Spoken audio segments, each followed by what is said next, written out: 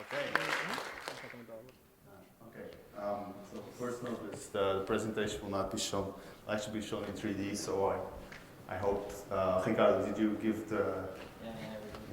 Okay. Well, yeah, so I'm going to talk about the Tunisian Revolution, dignity and liberty. That's how the Tunisian people actually like to refer to the revolution going on in Tunisia. Also, some people also know it as the Jasmine Revolution, but I guess Tunisian Revolution should be just right.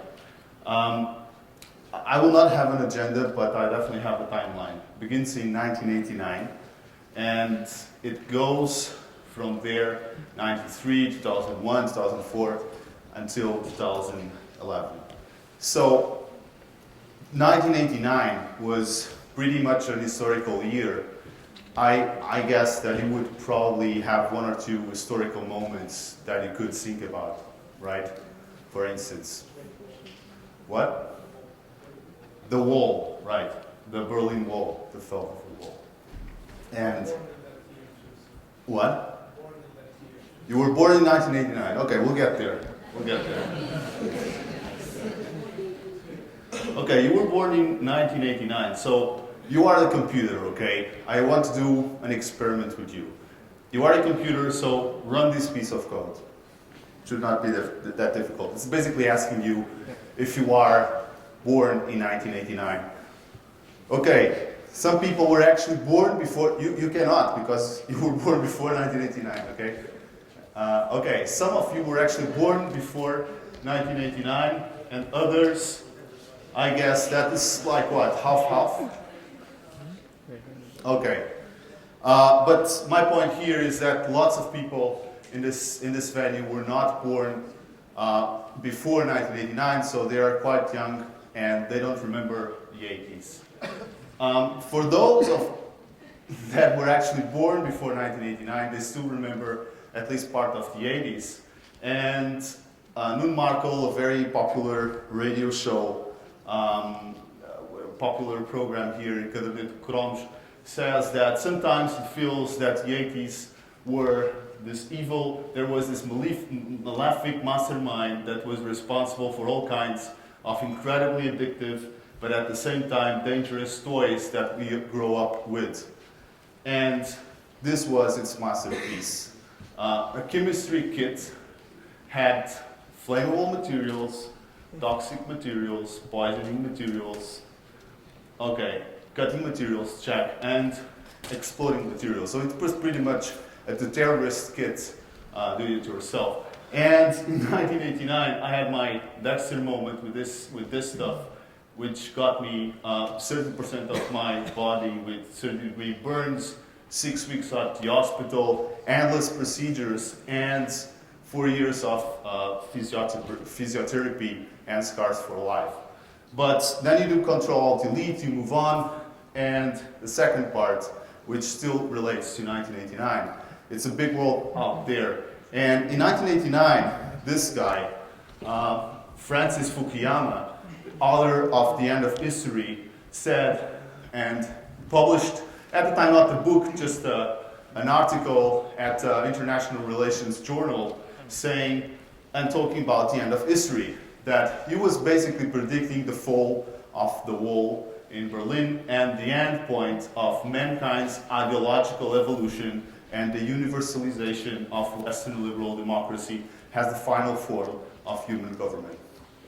Well, it seems to be right, because if you look at the chart, the number of free and liberal democratic governments worldwide has actually been increasing since the 70s and has reached the peak, is actually reaching a peak right now in 2011, but I just have the data till 2005. And the number of not free or partially free governments is pretty much declining.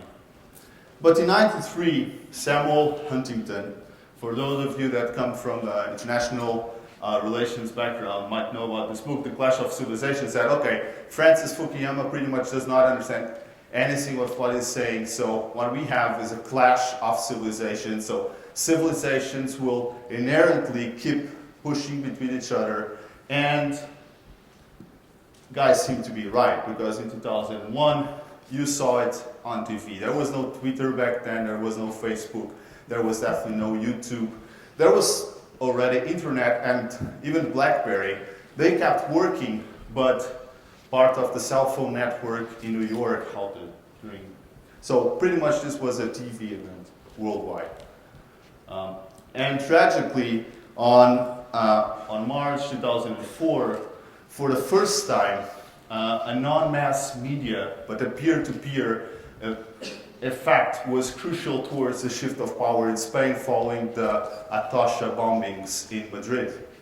Because after the Atocha bombings, as you might have heard, people were said by the government that this would to blame the ETA, the Basque country terrorists for this, but actually it was the Al-Qaeda that was behind it, and people started exchanging SMSs with each other and saying pretty much the truth about what was being hidden by the government, and this actually shifted what was to be another Aznar government to Zapatero that eventually won the elections in Spain.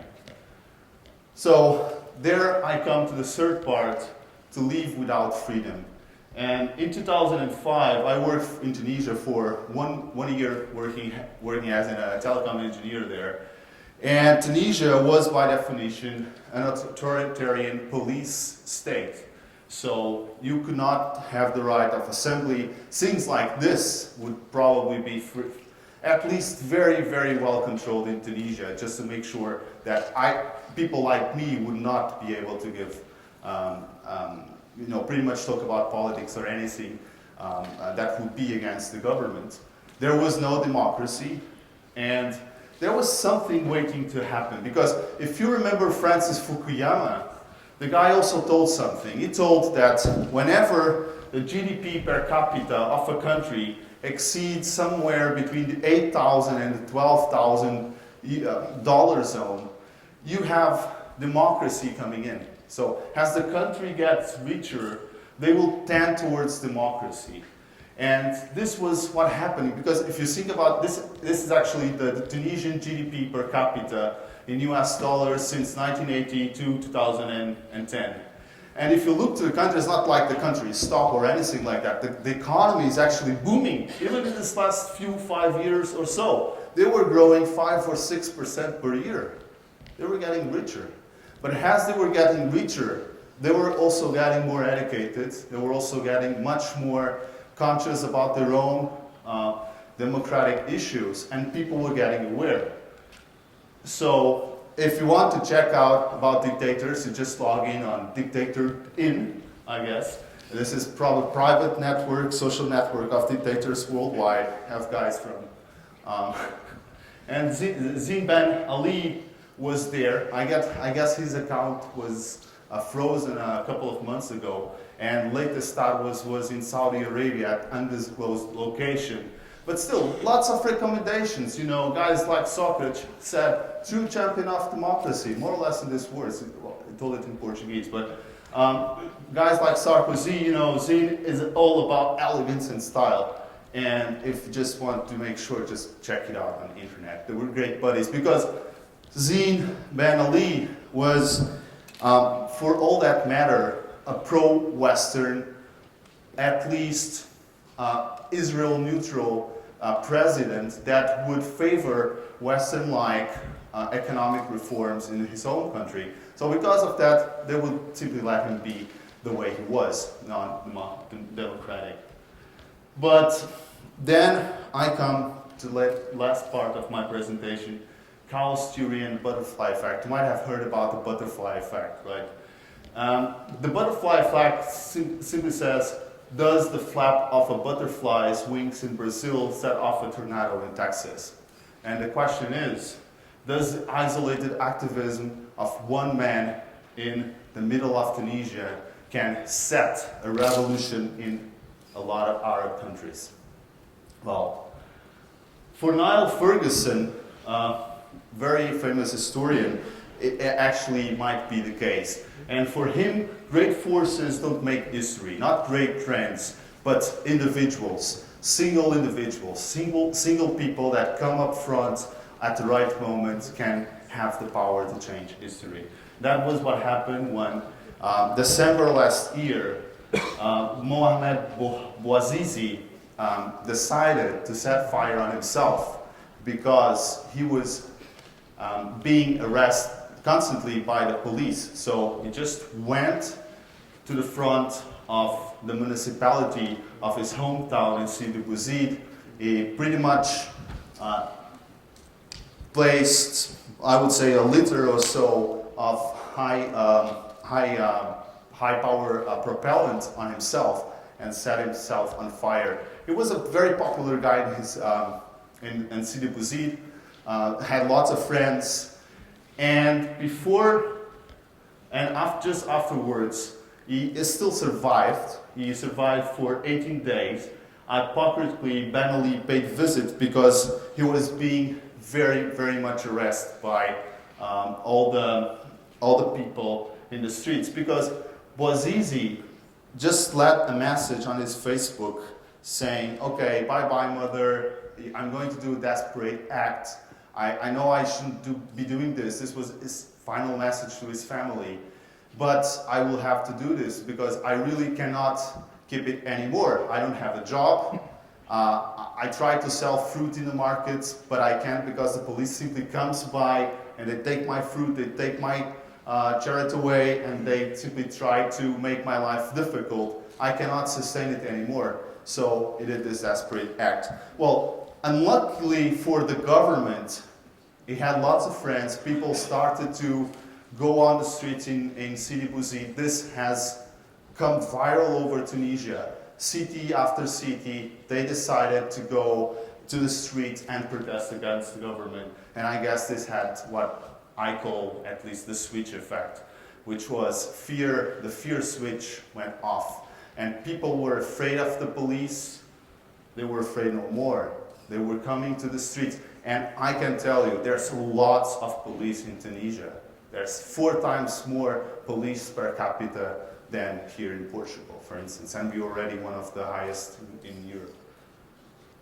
Eventually, Facebook and mostly social networks and also Al Jazeera, they ended up being the fuel, but not the, well, actually they ended up being the catalyst, but not the fuel. They helped people organize themselves, they helped people communicate what was going on, city after city, eventually arriving to Tunis and getting the momentum right. Because, don't forget about it, there was no YouTube in Tunisia, YouTube was blocked.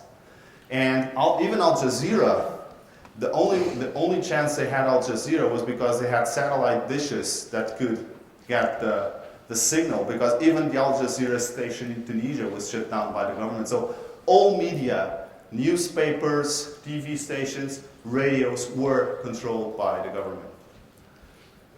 Well, on January 14th, 2011, Big Bang, because it was Big Bang, you can think about it as the big brother of Tunisia, had pictures like this all over the country, no matter where, flew to Saudi Arabia. And if you go to Tunisia, it's now being wanted by the Tunisian government for crimes against the Tunisian people, of course. But if you go on Tunis, you would see graffitis like this saying, "Merci Facebook, thank you Facebook," etc., because it actually helped them to get the message along to each other. So that comes to the final part, which is to learn to live with freedom. And living with freedom is not easy. Now, Tunisia will have elections in June 2011. Egypt will have elections in October 2000 or November 2011. But there's a number of dangers. In Tunisia, now they have more than 50 democratic parties. And guess what? They never had an election before. So they really don't know which party to choose. Everything is quite new. And the movement has spread. Copycats have appeared in Egypt. I think we all know what happened in Egypt for the last 2 months or so. A war is going on in Libya because Gaddafi apparently is a little bit harder to get out of government as the others. And maybe this is going to spread to Yemen, Bahrain, Syria, who knows, Jordan. You know, in Portugal, we had a revolution in 74, which was consolidated until 75, which was the Carnation Revolution. And in all revolutions, you seem to have pretty much the same kind of feeling at least when they go right. People cherish the military because they end up being on the people's side, not against them. When they are told you should shoot each other, and instead of doing that, they actually behave in such a way that they protect themselves. But there are also risks for Tunisia. You know, 35 years after the 74 revolution, Portugal is pretty much on the brink of bankruptcy. Democracy is a very tough game because it's democracy, we can pretty much do whatever we want, and democratic governments have lots of pressure from their own voters to spend money. And this is pretty much what happened in Portugal. After the revolution, we had lots of pressure to spend money in lots of things. And now we're bankrupt. So it's up to the Tunisian people, it's up to Egypt people to answer to this very tough challenge of not going bankrupt and having a liberal democracy which is sustainable in the future. Because don't forget, just in the 20th century, we were a democratic country until the 30s. Well, at least until the end of the 20s. Then we had a totalitarian regime until the 70s. Now we're living in democracy, but we should not forget that sometimes democracy, it's like a butterfly. It might happen, but we should really make sure we take care of it. Thank you.